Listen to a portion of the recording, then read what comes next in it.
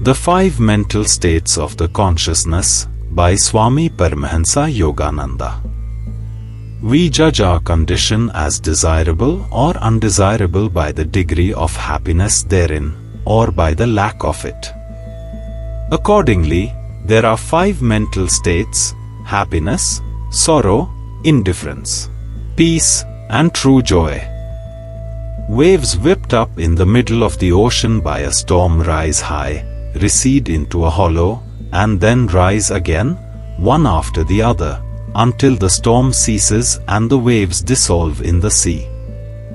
Likewise with the mind. The mental peaks are life's alternating joys and sorrows. The hollows in between are indifference or boredom. These are the first 3 mental states. You can usually recognize a person's mental state by his face.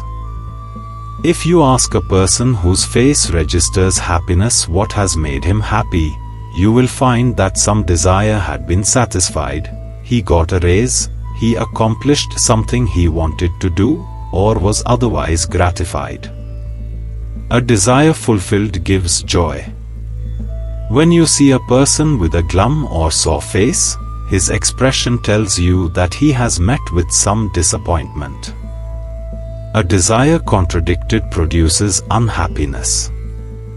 The desire for health is contradicted by pain, the desire for money is contradicted by poverty, and so on. Then there are the people in between. Ask them, are you happy? No. Are you sad? No. They are in the middle, neither on the crest of the wave of happiness, nor on the clashing wave of sadness. They are in the intermediate hollow. That is the neutral state of indifference.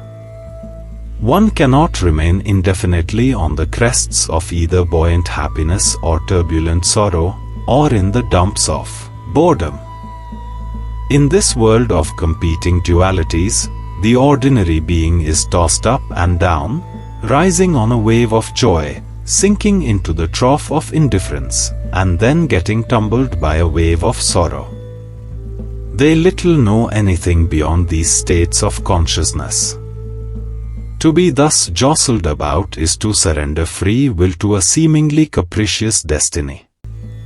What man needs in order to live a successful and satisfying life is evenness of mind.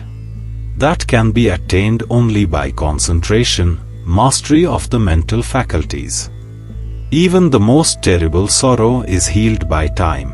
Nothing is gained by reliving it every day. Sorrowing for someone who is gone does not help him or yourself, nor does it change that sad fact.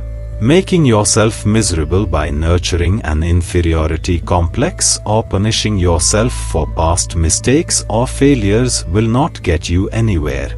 It paralyzes your mental faculties.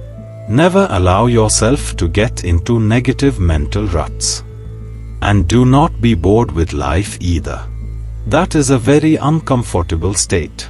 It slowly stews you. Don't bake yourself and your potentialities in the oven of indifference. Beyond the first 3 conditions of the mind, happiness, sorrow, and indifference, is the state of peace. Very few people reach that plane. Those who have money and health and satisfying relationships, everything they really need or want, may say, I am not happy or unhappy or indifferent. I am contented, I am peaceful. After a period of turbulence, such a condition is welcome. But if for a long time one has peace that is merely the absence of joy and sorrow, he will say, please knock me on the head so I can feel if I am still alive. Such peace, being a negative state in which excitation has been neutralized, is not lastingly satisfying. So now comes the positive aspect, the last or 5th state of consciousness, the attainment of ever new joy.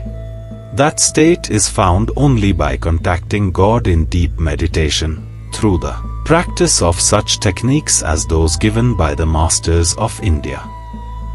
That all-fulfilling joy will never grow stale. How to describe it? If for 10 days you were not permitted to sleep, but were forced to stay awake, and then allowed to fall asleep, the joy you feel at that moment, compounded 1,000,000 times over, would not begin to express the joy that I am speaking about.